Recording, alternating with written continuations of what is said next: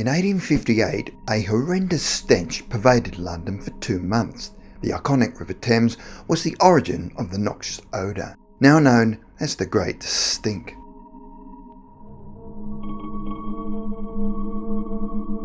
In 1858, London's sewers were still emptying into the Thames River, but the influx of workers to the city with the Industrial Revolution was having its effect. Between 1800 and 1850, the amount of human effluent that these sewers disgorged increased astronomically as London's population more than doubled. The widespread installation of flushable toilets from 1848 further concentrated the level of waste contaminating the river's waters.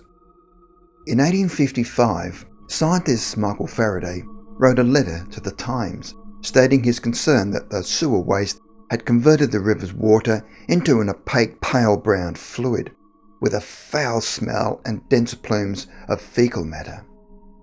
The smell intensified in the summer of 1858 when a heat wave hit London and the massive amount of river waste began fermenting, creating widespread nausea. British newspapers described the waterborne stench as the Great Stink, with one writer complaining, "Gentility of speech is at an end. It stinks, and who once inhales the stink can never forget it, and can count himself lucky if he lives to remember it." In those days, scientists ascribed to the miasma theory of disease, which held that bad smells cause and spread diseases such as cholera. The city had already experienced 3 cholera epidemics between 1831 and 1854, each costing the lives of thousands of Londoners. While the population panicked, however, a physician by the name of John Snow theorised that the Great Stink was not the cause of the disease. During the 3rd cholera outbreak, Snow had investigated the disease's spread in the Soho area.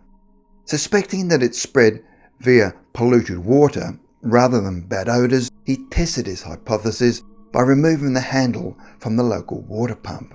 This prevented the residents from drinking the contaminated water, and the neighbourhood showed a sudden drop in cholera fatalities. While this experiment confirmed Snow's theory, the common belief persisted that bad smells caused the deadly disease.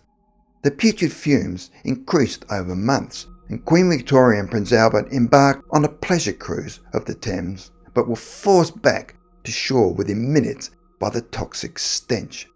Even parliamentary business was affected, with its curtains on the river side windows being soaked in lime chloride to abate the smell. When this didn't work, relocating Westminster to a regional area like Oxford or St Albans was considered. In the meantime, government was footing an expenditure of £1,500 a week to spread lime on the Thames foreshore. With the public in an uproar, the politicians finally passed a bill to construct a new sewer system for the city.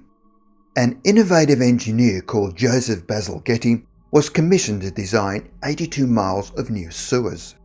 These would pump and transport London's waste through the complex system to the east, north, west and south, safely beyond the city to flow into the ocean.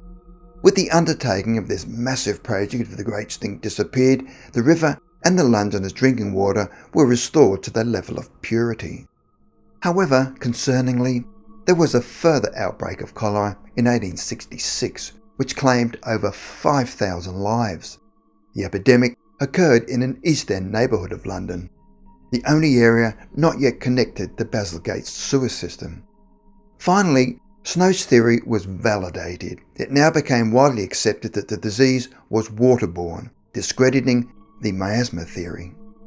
The groundbreaking technology which ended the Great Stink saved thousands of lives, extended Londoners' life expectancy and changed scientific thinking.